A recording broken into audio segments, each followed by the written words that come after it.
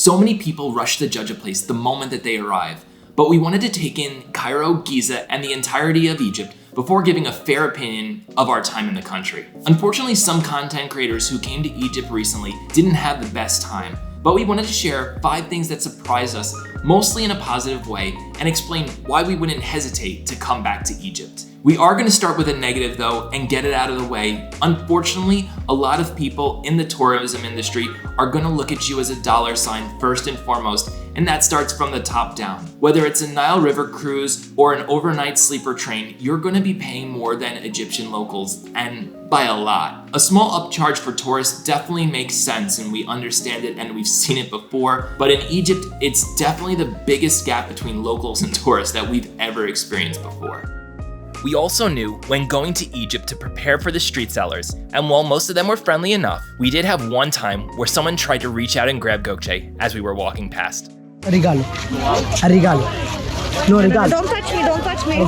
Thankfully, he quickly let go, but the best way is to just keep walking and repeat no thank you. It's a little bit harder though when you get approached by boat, which is definitely one of the craziest things we saw while we were in Egypt. There are sellers who will pull up next to your Nile cruise ship and try to sell you something, even almost getting smashed at the Esnalak just to make a sale. Of course, a lot of sellers will be trying to have you buy things at marked up prices, so be aware of that. No, I don't. He says 450. No 450. Don't buy from this. That also happens in so many countries around the world, so don't be afraid to bargain to get a better price or some extra stuff thrown in for free. The biggest problem for us was there was always people looking for tips at Egypt's historical sites, especially as we like to call them, the tomb guardians at the pyramids and the Valley of the Kings. But we did learn something important about them thanks to Mustafa. And the people live there. In the tombs? Yes. How? They are very poor people. They were homeless. Unfortunately, the pandemic hurt a lot of people in the tourism industry, and Egypt was no exception. So while it's true that you're going to have to bring your money with you, especially if you're an American or European, as long as you have the right tour guide, more on that in a little bit, you'll be completely fine while you're in Egypt. Don't let something small like this ruin an amazing time in a beautiful country like Egypt. A lot of people show the pushy salesman and the beautifully chaotic parts of Cairo and Giza, but there are some parts that really surprise us for how beautiful they are, and we wanted to share them with you, so hopefully you can enjoy them too when you go and visit the country. First up is Zamalek. It's where our Cairo hotel was located, and it's considered to be one of the best areas to stay in all of Cairo. We're glad Mustafa got us out onto the river to take it all in. Gave us a much different feel for Cairo, and we really appreciated it. And to our surprise, there was even radio stations in English due to the high population of diplomats and expats in the area.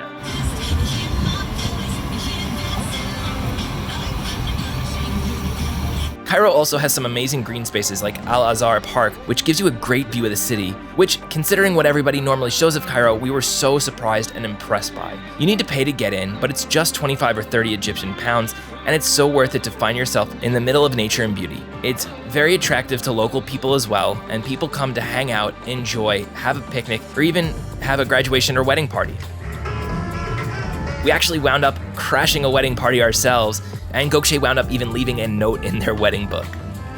Giza also has its own spots away from the hustle and bustle of the big city, with beautiful hotels like the one we stayed at right next to the pyramids. We were able to book the Marriott Mina House on Marriott points, and we're happy to show you how you could do that too on our Patreon page. And there's even a beautiful restaurant with breathtaking views overlooking the pyramids of Giza, all within its property. While most people think of Egypt as a Muslim-only country, Gökçe and I actually know that's not true. She has a friend who grew up as a Christian in Egypt. What was really surprising to us was learning that 10% of the entire country's population is actually Christian. Not only does Egypt have a huge Christian population, but it's also home to the largest monastery in the entire Middle East. And the way to get to that monastery is the most interesting and unique experience Gökçe and I probably have ever had. Definitely the most surprising thing that we experienced during our time in Egypt, talking about Garbage City. All the people who live here, they work in collecting the garbage from the city, and also they do the recycling. There are about 70,000 people live here. Oh my gosh. Most of them are Christians, and many of them are very rich. Even they don't look like, but they are rich because of the recycling. A living city. A living city that's full of garbage. The only way to get up to the church that we're going is passing through the garbage city. 20 years ago, there was this religious Polish man arrived here and found the Christian Egyptian girl and decided to stay because not only he fell for the girl, but also this area, and he decided to make all these carvings. We're at the biggest church in the entire Middle East, and it is carved into a mountain. We had no idea about this place's existence. We're quite overwhelmed by the beauty of it. There are 10 million Christians living in entire Egypt, and we're actually with one of them. We have Narmin here. She got this tattoo here when she was 5 years old, and they had a ceremony here actually at this church. So Christian Egyptians, in order to differentiate themselves from the rest of the people, they actually have the same exact tattoo, the cross tattoo on there. Is it the same exact place, or do you get it at different places? Either here or there. Okay. So in the winter, when the weather is not nice, instead of gathering at the summer church, they come here.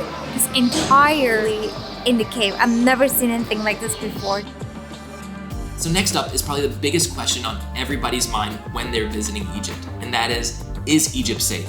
Of course, like everybody else, we heard stories and read news articles about safety issues in Egypt, but honestly, we really felt safe the majority of the time that we were in the country. Of course, though, there were a few instances that made us a little bit concerned about our safety, so we wanted to touch upon those really quick. The big thing that surprised us at first upon landing in Egypt is the amount of military and police checkpoints in the Sinai Peninsula, at train stations, and more. We got used to it after the Sinai Peninsula, and it really is for the benefit of your safety, but seeing that much police and military presence made us a little worried at first. The biggest safety concern of ours during our 2 weeks in Egypt actually came on the overnight train experience from Luxor to Giza. While we felt safe on the platforms with the police presence, unfortunately train crashes and safety issues are a common occurrence on the Egyptian rail system. There was even a crash the day before we rode the train, and it was bumpy the whole entire night. I guess we stop somewhere. It's not easy to sleep because it feels like there's a turbulence. It was definitely when we felt the least safe in all of Egypt, and we were happy to make it to Giza and get off that train. Last but not least, we wanted to touch on the subject of women's safety while we were in the country. And while we did have that one incident where someone reached out and grabbed Gökçe's arm, that was the only time where Gökçe felt a little bit concerned about her safety, and we really took into the fact that it was a pushy salesman right after COVID hit and the tourism industry had just started to reopen. One bad apple doesn't represent the entire country. While she was there, she was very mindful of the fact that we were in Egypt and that there's certain cultural norms and customs that are observed. Women in the country dress a certain way. So as long as you are respectful of those cultural norms and dress appropriately, you won't have any issues in Egypt. Of course, we were wearing Western style clothing, even though we tried to dress a bit more conservatively while we were there. So we got stares anyway, and probably got stares for this camera, of course, as well. So nothing more than what we saw in other countries and experienced in other countries that we visited so far. We want to end though on something that surprised us in the best possible way, and surprising is really not the right word for it because Egyptians were so friendly, so hospitable, and so welcoming.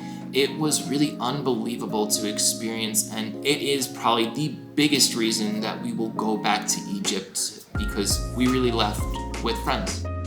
First up was Ashraf and Dahab, whose energy was infectious, and we even got to meet his family. Wow! How many years difference? You can ask him.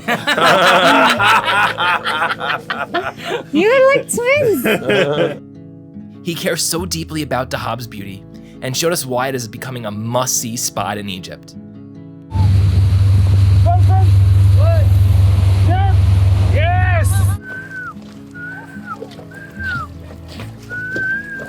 And he even made sure we got back to our hotel after missing the last boat back. The last boat left, but he's stay here and he have to come back again. I told him I will pay you on the way back. Ahmed made our trip up to the summit of Mount Sinai as enjoyable as possible. And up near the top, we even got to meet some of the other Bedouins and shared Turkish delight with them.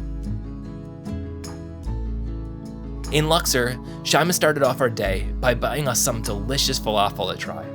So she wants us to try. The Egyptian falafel, which is the best falafel ever. Okay, I'm excited. Zamalek.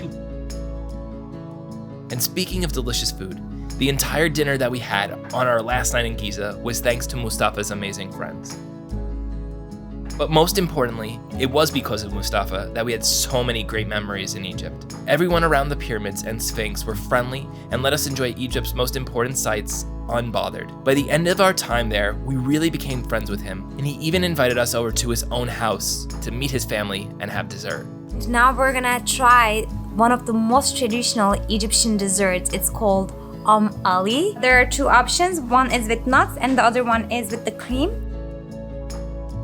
Wow, this is becoming one of my favorite desserts very rapidly. There's a little angel here who wants my attention. Yes. We're gonna have to cut here. Or We'll enjoy the food and cut here. We're just so happy and thankful to even be here. Like right now, we didn't know what to expect when we came to Egypt, and now we're leaving with so many friends.